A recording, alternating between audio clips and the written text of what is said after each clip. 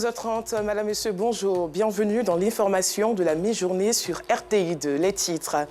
Ces mineurs chauffeurs de tricycles dans les zones difficiles d'accès dans certaines communes du district autonome d'Abidjan. C'est le carton rouge à suivre dans quelques instants. Et puis, dans la guerre en Ukraine, une explosion a touché l'est de la Pologne, pays voisin de Kiev. Une fois de plus, soyez les bienvenus. Les gares de tricycles, communément appelées mototaxis, sont légion dans le district autonome d'Abidjan. Ils constituent un moyen de déplacement précieux pour les populations vivant dans les zones dont l'accès est devenu difficile à cause de l'état de la voie. Seul problème, dans la majorité de ces gares, ce sont les enfants qui sont chargés de la conduite de ces engins. Ces bambins encore mineurs ne disposent pas de permis de conduire. Les détails, Abdoul Guira. Aujourd'hui est jour de cours et pourtant Saïd Diallo est au volant de cet engin à 3 roues, appelé communément mototaxi. Il a quitté son pays natal, la Guinée-Conakry, laissant famille et études pour se rendre en Côte d'Ivoire. Ici, il exerce en tant que conducteur de mototaxi sans même disposer d'un permis de conduire. Ça fait longtemps que moi je ne vais pas à l'école. Quand j'étais en Guinée, là, ils m'ont amené à l'école pour m'amener ici. Après, on m'a donné un gars roulé, ils ne m'ont pas demandé de permis. Dans toutes les gares de mototaxi de la commune d'Abobo, le phénomène des enfants conducteurs de tricycles est légion. Rares sont ceux qui disposent d'un permis de conduire. Dans cette gare, située dans la commune d'Abobo, au quartier Ndotré, nous en croisons quelques-uns. Certains, comme Malik, exercent ce métier à temps partiel sans permis de conduire. Je suis élève de la classe de 3e. C'est mon grand frère. Lui, il est dedans depuis un moment là. Donc il dit qu'il ne va pas rouler aujourd'hui, donc de venir rouler à cause de ses souvenirs. Pour rouler, ça n'a pas à faire le permis. Non, ça là, il n'y a pas de policier qui attrape. Les mototaxis représentent un business lucratif. Aussi, la forte dégradation des routes qui renforce l'inaccessibilité de certains quartiers ont favorisé la présence de ces engins dans plusieurs communes du district autonome d'Abidjan. Seul problème, les enfants au volant de ces engins à 3 roues. Avec la moto tricycle, c'est plus facile d'arriver à bord très rapidement dans le rendez-vous. Vous remarquez, le soleil actuellement est au zénith. Donc si on ne peut pas le tricycle, imaginez que nous allons marcher comme goudron, vraiment, c'est fatigant. Ceux qui n'ont pas de permis de conduire, c'est risqué. Parce que nous remarquons que maintenant, avec les enfants de 12 ans à 10 ans, ils nous conduisent encore un peu dans ces véhicules-là. Mais nous sommes enfin comment? Comme ça, on sait que nous voulons vraiment partir. Vous voyez pourquoi? Non, on ne peut rien y faire. Sinon, ce n'est pas intéressant de laisser un enfant rouler à bord de ce véhicule-là. Il y a aussi des enfants, le jour qu'ils ne vont pas au travail, soit ils ne vont pas à l'école, ils passent ici et puis ils font leur coup de main pour les rattraper un peu. Il y a beaucoup de qui n'ont pas de permis. Bon, comme on fait avec, sinon les corps habillés aussi sont là. Normalement, c'est à eux qui doivent faire leur travail. Toujours dans la commune d'Abobo, mais cette fois-ci à la gare de mototaxi du quartier Bokabo, il y a peu d'enfants conducteurs de tricycles. Cela est dû à la vigilance du chef des syndicats de la gare routière. Présentement, quand je vois les enfants, les mineurs, qui sont en train de rouler les motos, ça me donne beaucoup de peine. Parce que les enfants qui doivent aller à l'école, les parents n'arrivent pas à les scolariser et les enfants deviennent dans la rue. Vraiment, c'est fatigant. Qui n'ont pas de permis, qui ne peuvent même pas maîtriser la moto. Et c'est ces enfants qui font des dégâts avec les motos. Alors, chez moi, j'interdis ça. Dans cette gare de moto-taxi, dans la commune de Yopougon voisine, il n'y a pas que les enfants qui n'ont pas de permis de conduire. C'est obligé que non, pour le moto là, tu as un permis. Mais comme moi, je me débrouille là, ça va être en train de rouler quartier. Quand je vais route ici, je vais me débrouiller pour en train de rouler quartier. J'ai fait mon permis, j'ai roulé Baka. Le chef de cette gare essaie tant bien que mal de lutter contre ce phénomène qui écorche l'image de sa gare. C'est mon combat même qui est là actuellement. Voilà pourquoi aujourd'hui, présentement, moi, je suis à la gare ici. Parce que je prends peut-être par moment dans la semaine 2 ou 3 jours pour être là. Pour pouvoir peut-être traquer ceux un peu qui n'ont pas de permis. Parce qu'avec l'état de la voie, les motos ne tardent pas à tomber. La conduite de ces tricycles par des mineurs et majeurs sans permis de conduire est proscrite par la loi.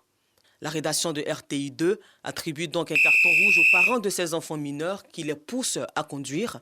Carton rouge aussi aux conducteurs adultes de ces engins à 3 roues qui n'ont pas de permis. Carton rouge aux chefs des gares de mototaxi qui ne respectent pas la loi. Et enfin, carton rouge aux policiers qui sont chargés de faire respecter la loi, de maintenir l'ordre et surtout d'assurer la sécurité publique. Restons dans la commune d'Abobo. Les usagers de la voie du grand marché d'Abobo menant au lycée moderne vivent un véritable calvaire. Un calvaire dû à l'état de dégradation avancée de la route. Une situation qui inquiète les commerçants et automobilistes. Le cri du cœur recueilli au micro de notre reporter Ido Fofana.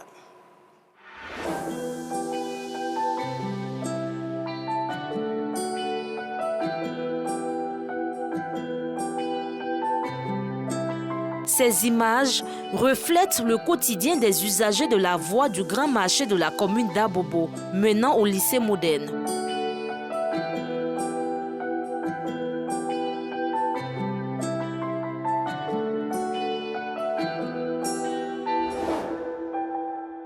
Une des roues de ce mini-car vient de crever.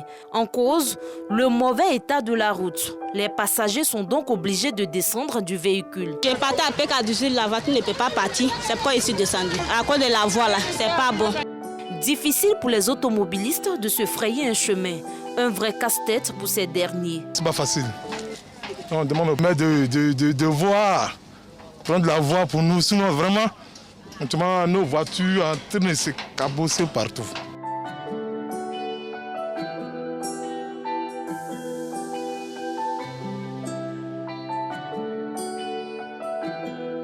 Il y a longtemps, on vit cela. Vous voyez les trous, les vagues d'eau. Ça nous fatigue la circulation, on ne peut pas. On n'arrive pas à avancer. On réclame que la voie soit bien entretenue ou bien bitumée. Bon, la voie n'est pas praticable. Les campements, même, on peut dire qu'ils sont un peu mieux que ça. Ce sont 2 kilomètres de calvaire pour commerçants et automobilistes. La densité du trafic sur ce tronçon en rajoute à l'épreuve des usagers. Les gens qui dans les autres communes viennent faire le marché ici. Ça veut dire qu'à Bobo, c'est un centre quand même. Donc essayez de voir comment on peut essayer de régler cette situation-là. Parce que vraiment on souffre. C'est désolant de voir une commune comme Abobo, surtout un centre-ville. Même il y a des villages aujourd'hui, leur route n'est pas comme ça. Ici, une grande ville, une commune comme Abobo. Et quand il s'agit des élections, on dit non, Abobo, meilleure commune. Et puis aujourd'hui, vous voyez ça, c'est une désolation. On ne peut même pas circuler. Qu'il pleuve ou qu'il ne pleut pas, ici, c'est toujours comme ça. 24 heures sur 24, c'est comme ça. Même nos camions pouvaient nous livrer, ils n'arrivent plus.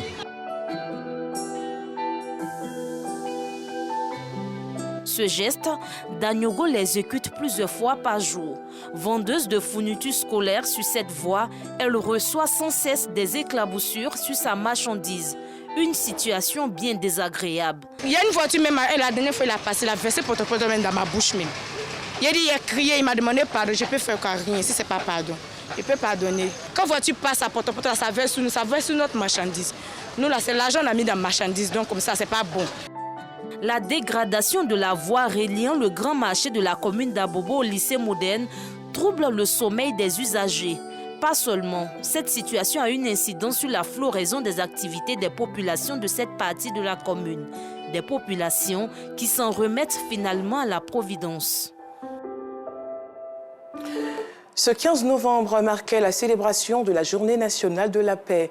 L'institutionnalisation de cette commémoration consacre les efforts inlassables de l'État à maintenir le climat de paix et de concorde. C'est dans cette optique que le collectif des leaders de la paix de la commune de Koumassi s'est engagé à prôner les valeurs de paix et de cohésion sociale. Et comme le veut la tradition, la cérémonie a débuté par une marche. Reportage.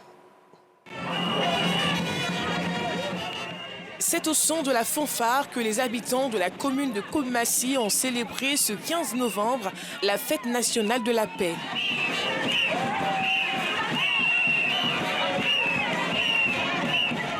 Tout de blanc vêtus, membres du collectif des leaders de la paix et autres associations de la commune ont effectué une marche symbolique sur 3 kilomètres. Nous les femmes, nous aimons la paix. C'est nous qui mettons au monde nos enfants. C'est nous qui engendrons, c'est nous qui prenons les douleurs. Quand il y a la guerre, nous les femmes en souffrons plus. Nous les femmes, nous voulons la paix. Le père fondateur, Feu Félix Houphouët-Boigny, a dit, la paix ce n'est pas un mot, mais un comportement. Ce comportement, nous voulons amener ce comportement à tous nos parents ivoiriens, étrangers. Le prétexte est trouvé, renforcer les idéaux de paix.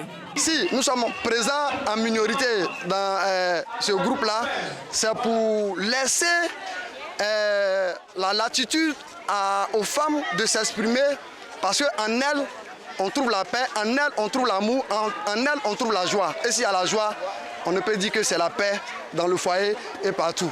Les populations de la sous-région ont également pris part à l'événement. Nous devons rester ensemble, soudés, vivre ensemble, parce que nous sommes tous même chose. Que ce soit la Côte d'Ivoire ou le Burkina, nous sommes des frères et sœurs. Donc on doit vivre ensemble pour une paix durable. Instituée par décret le 7 mars 1996, la Journée nationale de la paix est célébrée le 15 novembre de chaque année. Objectif, sensibiliser les populations à la culture de la paix et au vivre ensemble, mais aussi encourager les populations à s'approprier les comportements citoyens.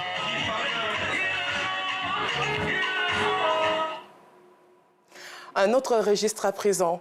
Dans sa politique de l'autonomisation de la femme, l'ONG Bloom a inauguré ce samedi 7 novembre sa toute première microfinance dans la commune de Koumassi. Cette institution financière permettra aux femmes de bénéficier de prêts pour agrandir leurs différentes activités. Ido Fofana.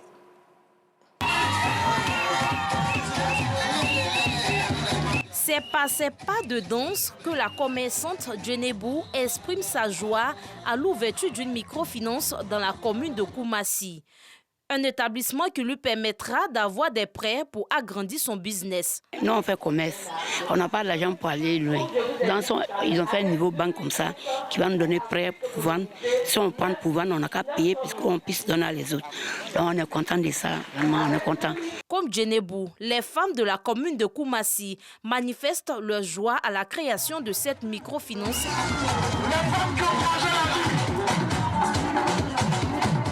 Inaugurée ce samedi 5 novembre, cette institution financière, initiée par l'ONG Bloom et ses partenaires, vient aider les femmes dans leur processus d'autonomisation. Nous venons en innovant en ce sens qu'on offre aux femmes un accompagnement un peu plus complet qui part déjà même de l'information, de la formation, la production et même à la distribution de leurs produits. Vraiment, c'est pour appliquer comme il se doit tous nos projets d'autonomisation propres même à l'ONG Bloom. Pour pouvoir bénéficier des prêts de la microfinance, il faut déjà être un commerçant, avoir une activité ou avoir un projet pour les personnes qui n'ont pas d'activité. Et en plus de cela, il faut faire l'ouverture d'un compte. Un compte courant chez nous qui vous permettra d'avoir du crédit. Cet appui de l'ONG, salué par la municipalité, la mairie de Koumassi entend soutenir ces femmes à travers l'ouverture de 100 comptes. A été habitué donc aux prêts classiques, au soutien aux femmes classiques directes. Mais là, on voit un produit innovant qui donc vient changer les habitudes dans le domaine des ONG, dans le secteur des prêts. C'est un produit très important et en tant qu'autorité de la commune de Koumassi, nous encourageons donc ce genre d'initiative. Créée en 2018, l'ONG Bloom œuvre à l'autonomisation de la femme, la scolarisation de la jeune fille et lutte contre les violences basées sur le genre.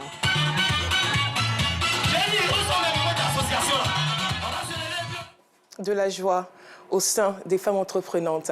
Ce mardi, un village polonais situé à 7 km de la frontière ukrainienne a été touché par un missile alors que la tension est déjà très vive dans la région. Les appels à la désescalade se multiplient depuis car une simple étincelle pourrait entraîner une aggravation de la crise.